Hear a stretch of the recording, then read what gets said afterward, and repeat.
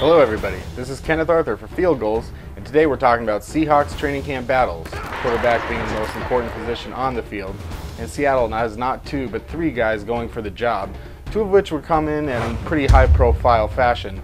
Russell Wilson being the highest draft pick the Seahawks have had in a very long time, and Matt Flynn being, the second highest sought after free agent for quarterbacks after Peyton Manning, though admittedly it was a weak market.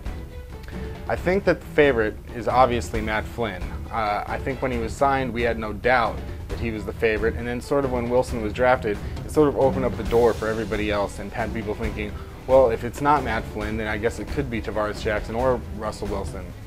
I understand the high praise for Russell Wilson, and I'm on board. The more and more I hear about him, see him play, I am on board with Russell Wilson in the future. However, this is not the future yet. Pete Carroll has never really shown a major willingness to throw a rookie into the fire right in the beginning, and this is actually quarterback. I mean, he didn't throw Richard Sherman as a starter to begin his career, Cam Chancellor, KJ Wright, all these guys started the seasons on the bench and then worked their way up, becoming the great players for us that they are now. And I have no doubt that Russell Wilson's going to have some time to learn.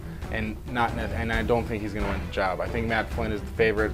When I look at where he comes from with Green Bay, I know that John Schneider, he also comes from Green Bay. I think John Schneider has some things he's looking for that have a model off of Green Bay, because I think Flynn fits a lot of what Aaron Rodgers has. He never probably will be as good as Aaron Rodgers, but I think when you look at a guy that is accurate intermediately, makes good decisions, has good footwork, this is sort of what Pete Carroll is going for and what John Schneider likes. So that's why I think Matt Flynn is going to be the starting quarterback.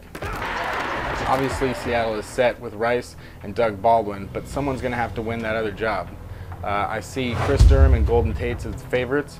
I see Tate as the presumptive favorite, and that's the guy that I'm expecting to win. However, I think we'd all really like to see Chris Durham step up and show that he actually can play consistently at the NFL level. He's got the body and the size that I look for, but definitely he's got the size of a prototypical wide receiver, and he's fast, and this is a guy that you'd want to see win the job, whereas Golden Tate could be such a great asset with his versatility if someone else can win that second job and have Golden Tate move around the field and do a lot more things. I think he could go back to being a really good returner and also have a nice role in offense.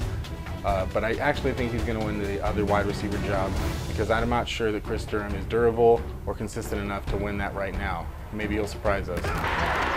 Staying on offense, I'm also looking at running back. Marshawn Lynch is obviously the starter, but his recent trouble with the law has proven how much depth is an issue at running back right now, because right now we're starting a fourth-round rookie if Marshawn Lynch missed any games. And behind him, it gets even scarier when you're looking at Leon Washington, who has not been used in the offense very much and probably wouldn't be used more than 5, 10 at most carries per game, and then a bunch of other guys just fighting to win that third job right now.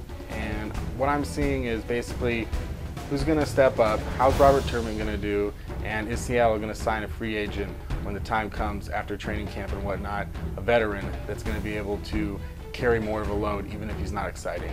Moving over to the defensive side of the ball, I'm looking at linebacker, where Leroy Hill has to fight off a guy like Corey Toomer and Bobby Wagner has to fight off a guy like Barrett Ruud. Now, I don't think that it's really there's really any question. Like I said before, I don't expect Corey Toomer to come in and start right away just like Wright didn't. I think Hill is going to be the guy that they're going to go with, obviously, but it's going to be interesting to see how the young guys push a guy like Hill, or if Bobby Wagner, the young guy himself, is going to be able to hold off a veteran Barrett Ruud if he's being able to stay healthy. The whole position overall in the unit is going to be really interesting to watch play out, and could be a key to how the defense plays. Finally, I'm looking at cornerback. We have two guys that are obviously the starters with Brandon Browner and Richard Sherman, but after that it gets a little bit more, not fuzzy, but how's the position, the depth chart going to play out? Is Walter Thurman or Marcus Font going to be the number 3 guy, the first guy that they go to in the nickel? I expect Walter Thurman, if he can stay healthy, to be that guy, but how is Marcus Trufant going to play? It's not as easy to just go from being an outside corner to being an inside one or whatnot. And more importantly, with Seattle, it seems like they're going to be using a lot of bandit packages, perhaps, but we expect to see 4, maybe 5 DBs on the field at the same time. pretty often. So is Jeremy Lane going to win a job? Is Jeremy Lin going to walk on from the Houston Rockets and win a job? This is a thing that I just made up. Is also, what about Winston Guy? You know, it's going to be interesting to see if Winston Guy can move in from safety. You know, and you got guys like Maxwell. That it'll be interesting to see how their jobs, Roy Lewis, play out after. So those are the training camp battles I'm looking at for the Seahawks this year. Make sure to subscribe to the YouTube channel. Leave a comment. Remember when you're leaving a comment that there are certain rules, so make sure that it's saying something insulting towards me, you know, make fun of my physical appearance and the things that I said. Also make sure that you're not spelling things correctly, and that's proper YouTube commenting.